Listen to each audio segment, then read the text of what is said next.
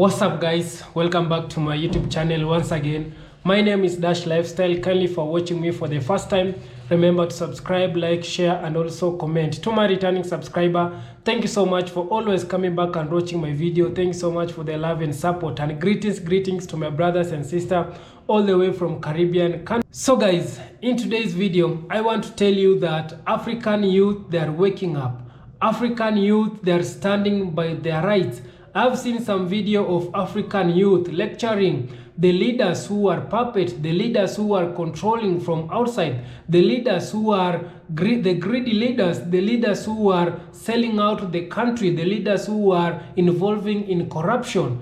There is a video, guys, that I want to show you of an African youth. He came out and lectured the African leaders, the leaders who are puppet, the leaders who are selling out the country, the leaders who are betraying the black people. And also guys, I want to pass this message to the black countries in the Caribbean, the Jamaican be one of them, and also Haiti, also the leader from Haiti, the leader from Jamaica, because the Jamaicans, they have been crying with their government. The government, it is not working according to the will of the people. So I want you all, the black people in the Caribbean, the African people, the African leaders, to listen to this young youth coming out and lecturing all the black leaders who are puppet, all the black leaders who are betraying the black people.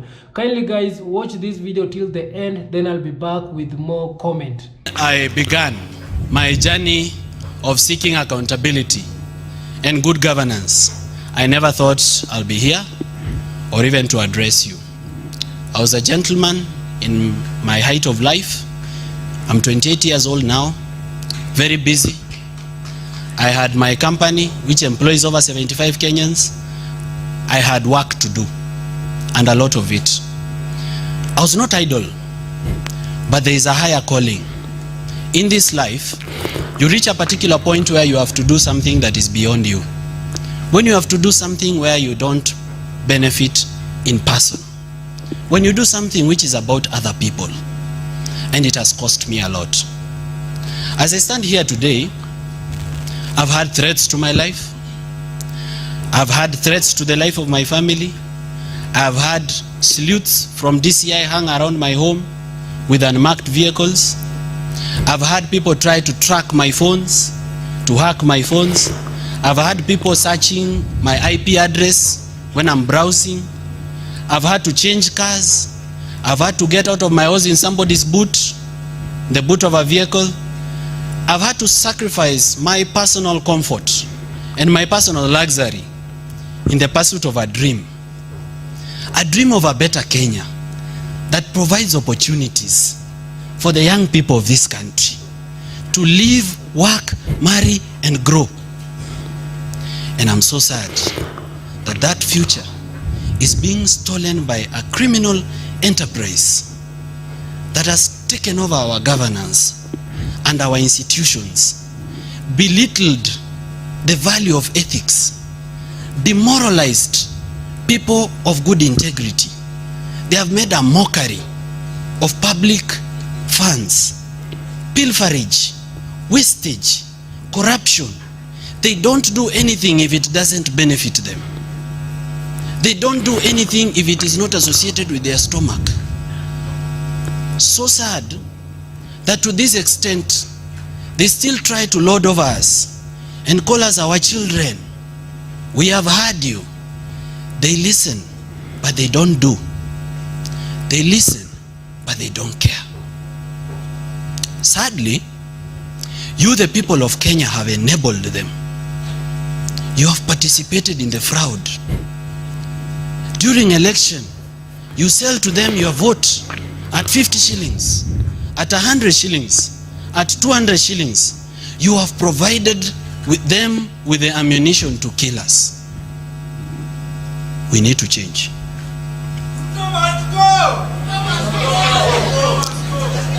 We need a complete overhaul of our society. We need to restore ethics. We need to restore the value of education. We need to restore the dignity of the African girl. We need to restore the dignity of the African boy. Right now, our girls are selling their nudes on strip chat and on OnlyFans for perverts to watch, just because they've lacked opportunities to grow in this country. Parents are selling land, animals. They are selling inherited property to take children to school. For what? For them to come out here and be useless? We have millions of youth, well educated, but without opportunities. Where do you want them to take their brains? If the Gen Z stop being a problem to the government, they'll be a problem to me and you.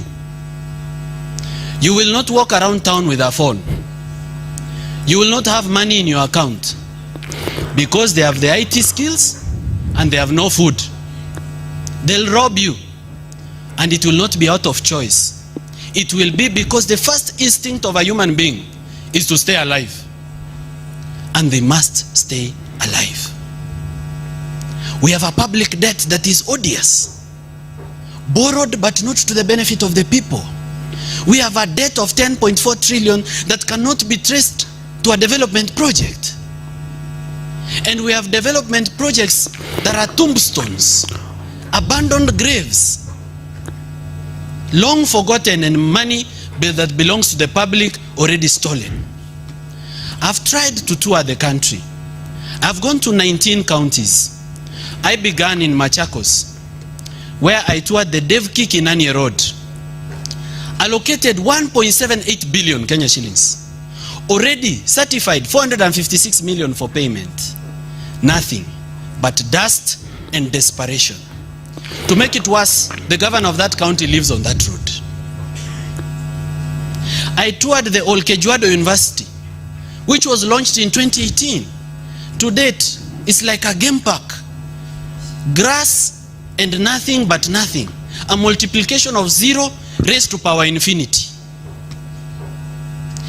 In fact, you know, because criminals are leading our country, I expect that money will be stolen. But I don't expect that even the gate that was there on the day of the launch has been stolen. The fence is missing. I went to Ngong Stadium. Millions of money allocated. 50 million already paid to a contractor. Nothing. I went to Murang'a County, Kigumo constituency, Ikumbi Road. Launched by none other than our president. On the day of the launch, Kenha paid over 1.4 million shillings to a contractor to set up a tent.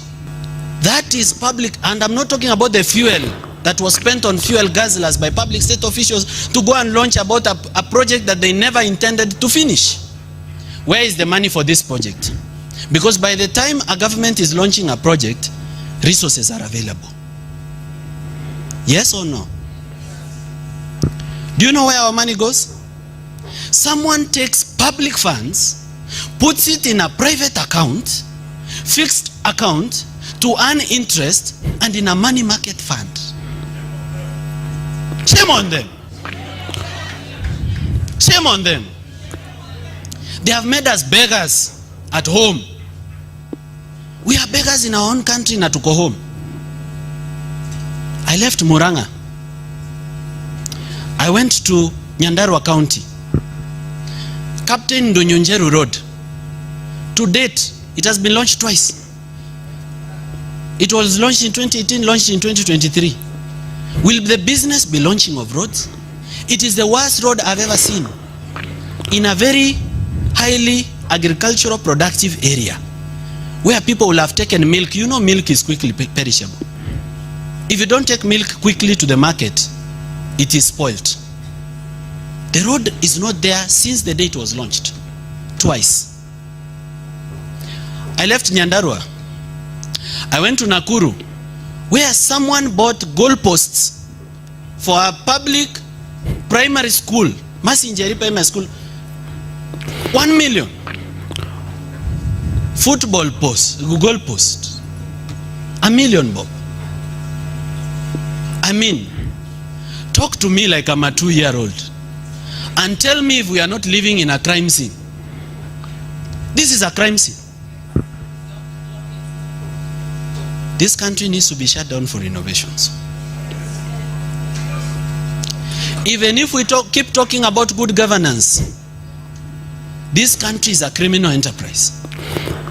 I went to Asingishu, Kipkaren Dam water treatment plant, allocated 1.182 billion from the African Development Bank. Already, a contractor called Mashiri has been paid 767 million.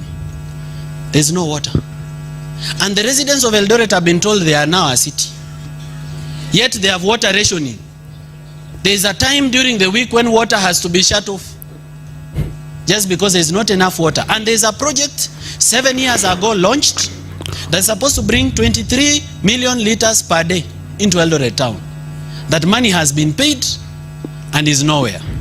In the Bible, there is a legend of the talents. What did you do with the ones I gave you before you ask for others? What have they done with our money before they rob our pockets for more money? I went to Elgeyo Marakwet County. In 6 months' time, the stadium in Kamarini, which is historic, will be complete. We are in 2024.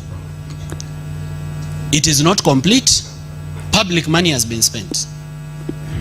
I went to Nandi, Chesumei, to the Deputy County Commissioner's headquarters. Still not in use to date. I went to Kisumu County, Kabonyo Kanyagwal. There is Kabonyo Kanyagwal Fisheries and Aquaculture Project. 2.something billion from Hungary Exim Bank. To date, nothing. Just cows and sheep grazing and children playing in an abandoned tomb. This is not a laughing matter. It should depress you. It should raise your blood pressure to no less than 170. You should be annoyed. You should be disappointed. But you know what? They don't care if you're disappointed. They operate on 3 principles: weaponized incompetence, emotional fatigue, and Stockholm syndrome. They weaponize incompetence by doing the bare minimum so that we expect the least. Then they make sure every day we have one corruption scandal for dinner, so that we are emotionally fatigued. Because when you go through pain every day, it reaches a point when you are fatigued with pain. Then from there they kick in the 3rd strategy, Stockholm syndrome, where now we, the abused, are developing sympathetic feelings towards the abuser. This is a government of a collusion of politicians in government and opposition to completely annihilate and finish their population. Now I wonder, when we are all dead, are they going to govern over graves? Who will they show off their wealth to? Because you know, wealth is only sweet when you can show it off. So when we are dead, who is the audience? To whom will they show off their 14 million and 17 million watches? To whom? When we are all dead. We must take back our country. This is a call for everyone. This fight is not for the poor. In fact, the rich have more to benefit from this fight. They should join us. They should provide the resources. Don't just abandon the Gen Z who have no money for cash bail. They are the only ones fighting in the streets. They are arrested by police. They can't even afford cash bail. They are wallowing in industrial prison. We have people of means and ability in our country who hate what is going on. They should come and defend their nation. Because when our economy improves, they will do better than they are doing now. They will enjoy their wealth better. If you're running a business, this is a moment for you to remember that we are your customers. And if we don't have money, we will not buy. Therefore, you should care about where we, our customers, are going to get money from. We are having an affordable housing program, which is affordable to no one. May I see by hands how many in this room can afford a bed sitter of 1.7 million in Kirinyaga? So how affordable is the affordable housing? To whom is it being built? I was in Makueni County to see the water stadium, which has been built with public funds. 100 and something million already paid to a contractor. Next to water stadium, before they even finish what they were already doing, they have cleared the bush, they have marked it, they have put the tombstone where the president will come to launch the project. They want to start affordable housing. Next to that affordable housing, there is another affordable housing that was built in the previous government. Incomplete, over 20 flats. 20 flats with units inside them. 1, 2, 3, 4, 5, 6, 7, 8, 9, 20 flats. The roof is caving in, the walls are cracking. We paid 1.6 billion for our embassy in London. And we are still paying 60 million shillings per year for rent at our embassy in London. I need to go to Pakistan, to Islamabad, where we've paid over 415 million for the High Commissioner's residence that is non-existent, just cracked walls. Isn't it disappointing? This is a crime scene. This is economic terrorism. And we are just supposed to sit and watch. I'm 28 now. By the grace of God, if I'm supposed to get to 90, for how long do you expect me to watch this rubbish? It has reached a point when I must sacrifice my personal safety and not care about the consequences and say the truth as it is, unfiltered, without fear, with the hope that Kenyans are behind me, that they'll not abandon me, that they will stand with me at my hour of need, and if I go missing, they'll stand with my children. Please,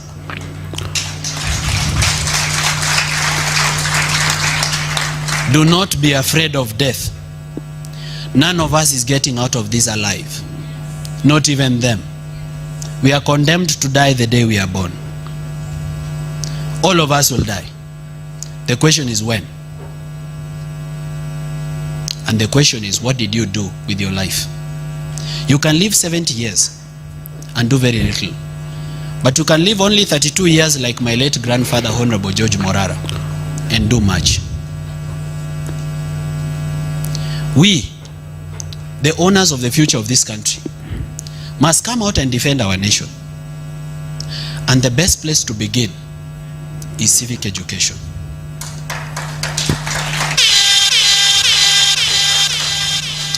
Without everyone on board, Kenyans, we've lost it. We must find a way to bring everybody on board. Rich, middle class, or poor. Employed, unemployed. Entrepreneurial, non-entrepreneurial. Interested in politics, disinterested. Kikuyu, Kamba, Luo, Luya, Taita, Mijikenda. We need everyone on board. We need a resounding majority to say no. That is the only way we'll bring back our country. Right now, a majority of our country has political illiteracy. They can be hired for 50 bob to shout at rallies and say, tunakushukuru sana, sisi watu wa hapa, kweli bila wewe hatujui tungekuwa wapi. Umetusaidia na umetutetea. Umetuwekea mtu wetu katika serikali. Sasa tuko na imani kwamba mambo itafanyika. Can I ask you something, audience? You saw the net worth of cabinet appointees.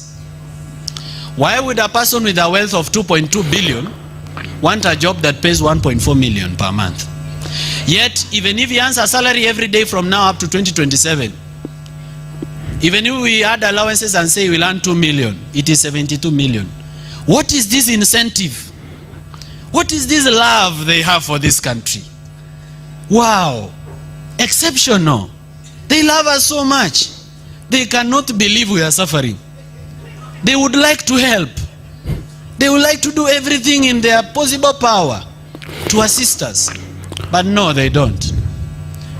They are coming to enrich themselves, to enrich their families, to buy gifts for their girlfriends with our public money.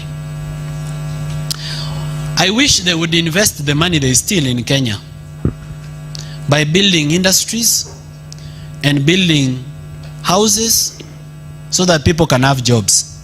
But they take our money to foreign accounts. They take our money outside the country. We lose. We never gain. Kenyans, you might not be me. You might not have the platform that I have. You might not have the following that I do. You might not be as eloquent as myself.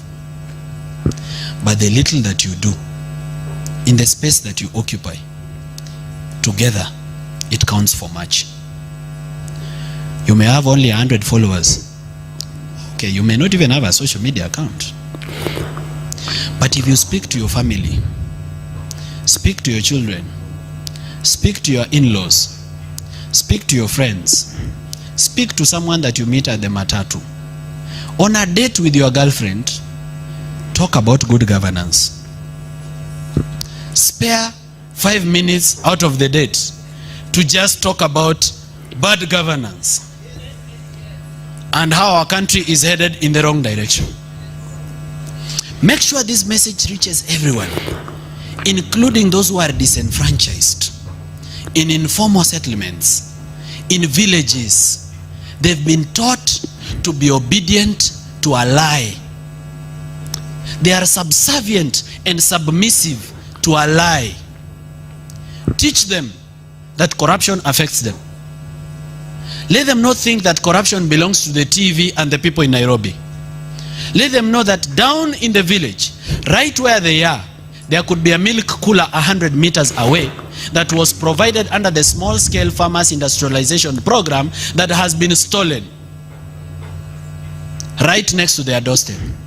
Let them know that this road where someone died because they could not reach hospital to deliver on time could be fixed. And as a matter of fact, 1.2 billion was allocated for that road. And someone is enjoying it. There will be no peace. There will be no peace for the wicked. Yeah. There will be no peace in Kenya for the wicked. The wicked shall suffer. They shall not have peace. In their big mansions that they've stolen with our public, but they will not sleep. In those beds that they've imported from abroad, instead of promoting local carpenters, there will be no sleep. They will chase ghosts. They will have insomnia. They will go abroad to be treated and there will be no cure. Nothing can cure incompetence. There is nothing that can cure corruption. There is nothing that can cure bad governance. There is nothing that can cure killers. We have dead comrades.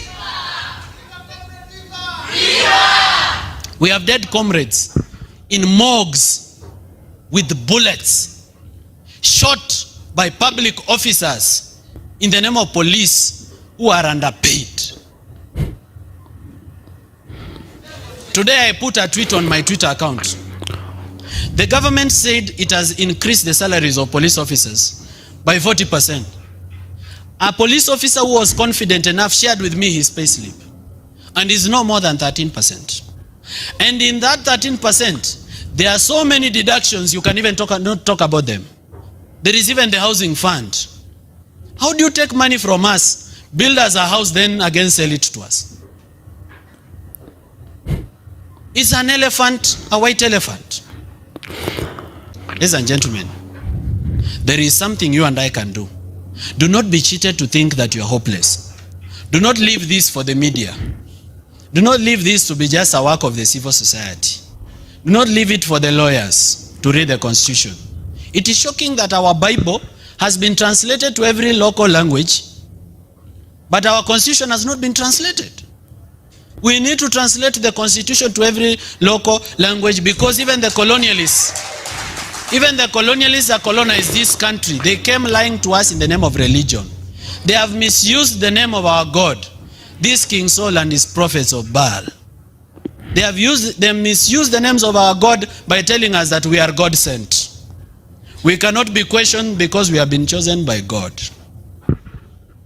There is God in heaven, but that God is the same one that gave us resources. He's the same God that gave us minerals. We have gold, we have oil, we have chromium, we have uranium that is not to the benefit of the people of Kenya. It is being mined, taken abroad as soil. They say we are taking soil samples for clinical research, for geospatial research. Yet they are taking our gold and we are using to launder the proceeds of crime. Pastors here in Kenya are laundering corruption proceeds. A church owns a beach plot in Diani. A church owns a mall. A church owns a helicopter. On behalf of who? Politicians. We need our country back. Ladies and gentlemen, I'm passionate about the subject of good governance. I could speak on and on, but limited am I with time. In another 6 months, nitazungumuza na huyu mjumbe wenu. We have over 160,000 jobs za mjengo, real people working, and 5,000 youths on our digital highway. So guys, I hope you have watched that video from this young African youth. He's known as Morara Kibaso. He's coming from Kenya, and also he's known for correcting the current government, the current Kenyan government. He's always speak the truth. He always tell the people how the government it is lying to its people. And also I really love him because he's a truthful man. He's a truthful young youth. And also I hope in future will become a leader, and that's the kind of leaders that we want here in Africa. The leaders like Ibrahim Traore, the leaders like the young leader who are rising up, like this one Morara Kibaso. And also guys, I want to comment on some of the things that he has come out and say. It is now the right time for us African youth or black people to come together and question these leaders who are betraying us black people, these leaders who are becoming puppet, these leaders who are selling out our country, because we are really tired with these kind of leaders. Like for example, I can tell you in some of the African country, we have leaders who have stayed in power for more than 50, for more than 40, for more than 80 years. We have leaders at the age of 80 and he's still in power.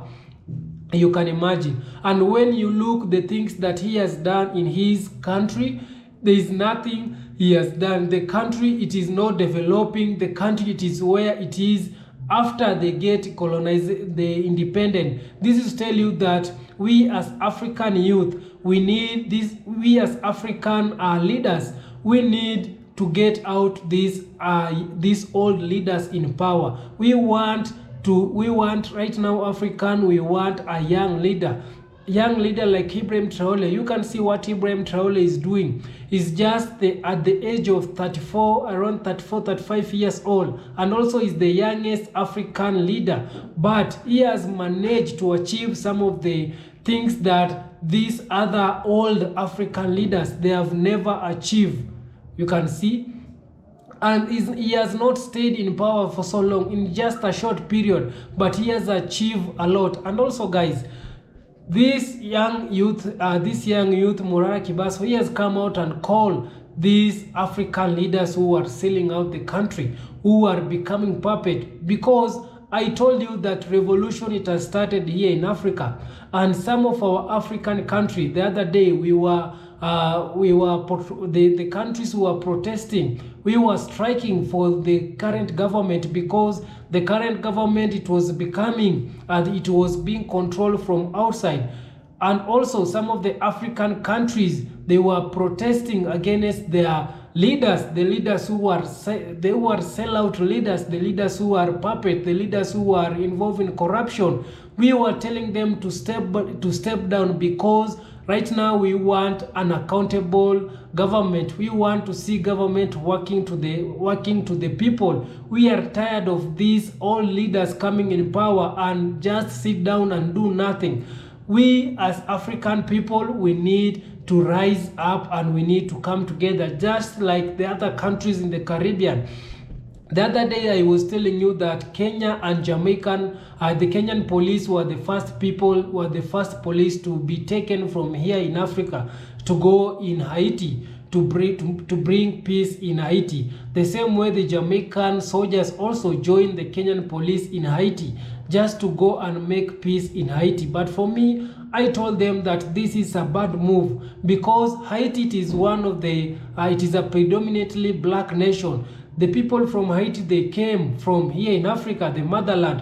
Why are these colonizers, they are using the Kenyan police and Jamaican soldier to fight their brothers and sisters in Haiti? Because we all know that the fight that is going on in Haiti, it is because of the colonizer, it is because of the West people. They are the ones who are making Haiti people to fight, because the Haiti leaders, they were becoming puppets. They were being controlled from outside. They were selling out the country to the Western people, and that's why we have seen that the Haiti people, they are fighting their country back. So this is tell you that in Kenya and in Jamaica, the leaders, they are being controlled. The leaders, they are puppet. The leaders, they are greedy. They are being given a lot of money so that they can take the Kenyan police and Jamaican soldier to Haiti to fight their brothers and sisters. This, it is not a good move. This, it is not what is supposed to be done. These people who are funding the colonizers, the Western people who are funding the Kenyan police and Jamaican soldier, these people, they have resources to fight. They have strong army. They have machines. They have everything to fight. Why are they not going to fight themselves? Why are they using other black people to go and fight their fellow black people? This is now the puppet that I'm talking about. This is the puppet that we don't want to see amongst black people. We want black people to come together. We want black people to unite so that these people cannot confuse us black people. These people, they are the ones who came during the colonization period here in Africa, in the black countries, and telling the African people, the black people, that you do not need to support your fellow black people. And that's why we as black people, we keep on fighting amongst ourselves. We black people, we don't support ourselves. We black people, we are known for supporting other races, and this is not a good move for us black people. We need to change that. We need black people to support our fellow black people. If the Asian people, they are fighting their country back, there is no need of us going there and fight them. We need to go there and help them. We need to help them so that they can get their country back. The same way with Jamaica also, there is no need of them going and fighting their neighboring country. We need to go there and help them, because these people, they are fighting their country back. These people, when we go and fight them, these people, they will see us as a betrayal people. Yeah, and it is not the Jamaicans. I cannot blame the Jamaica. I can blame the government. I can blame the leaders. Also, the same way with the Kenyan leaders and the Kenyan government, I can blame them, because these people, they are being used. These people, they are the puppet, and this is the kind of leaders that we don't want in Africa and in the Caribbean. We need to change that. And you have heard what this young youth has come out and say. These people, they came during slavery. They used the Bible. They're confusing us with the Bible. Every time they're confusing us with the Bible, they told us that the Jesus is white. They're the savior, that they have come to help Africa. And we as African, we still believe that Jesus is a white person. Yeah, this is the thing, that this is the power that they are using to confuse us black people.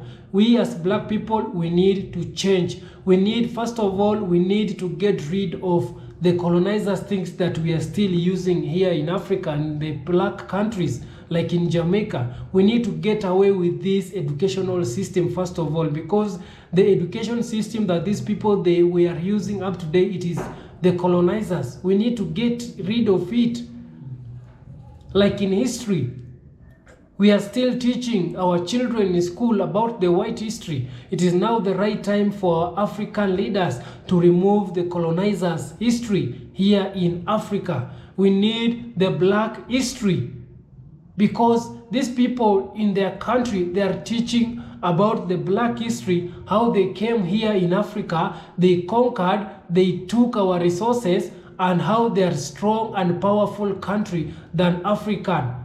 And that's why even up to date, their children cannot respect Africa. They cannot respect black people. But we as black people, we are still teaching our children how these people, they conquered us, how these people, they are so powerful. We need to change that. So kindly guys, I don't want to talk too much. You can like this video so that this video can go viral, so that this video can reach to a lot of people. Subscribe if you haven't, like, share, and also comment. See you on my next one. Bye.